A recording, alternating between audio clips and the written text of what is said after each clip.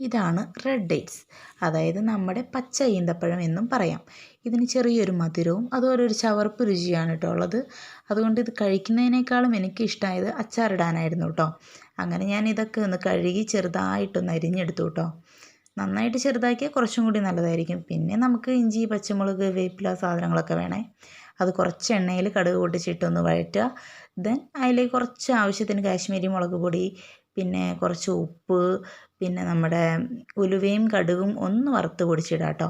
പിന്നെ നിങ്ങൾക്ക് മധുരം വേണമെങ്കിൽ കുറച്ച് ശർക്കരയും ചേർക്കാം. ഇതിന് ശേഷം കുറച്ച് കായവും ചേർത്തിട്ടുണ്ട് കേട്ടോ. അത് കഴിഞ്ഞ് പിന്നെ കുറച്ച് ചൊറുക്കയും കുറച്ച് ചൂടുവെള്ളവും മിക്സ് ആക്കിയിട്ടുണ്ട് കേട്ടോ. അത് ഞാൻ വീഡിയോ എടുക്കാൻ മറന്നുപോയേ. അതൊന്ന് തിളച്ച ശേഷം നമ്മുടെ ഡേറ്റ്സ് ഇട്ട് കൊടുത്തു. ഒന്ന് ചൂടാക്കി നന്നായിട്ട് വേവിച്ചെടുക്കണേ, അല്ലെങ്കിൽ ആ ചവർപ്പ് രുചി പോകാൻ ഇച്ചിരി ബുദ്ധിമുട്ടായിരിക്കും. അത്രയേ ഉള്ളൂ. പിന്നീട് നമുക്ക് 2 ദിവസത്തിനകം അതൊന്ന് തണുത്ത ശേഷം എടുത്ത് കഴിച്ചു നോക്കുകയാണെങ്കിൽ അടിപൊളിയാട്ടോ, സൂപ്പറാണേ.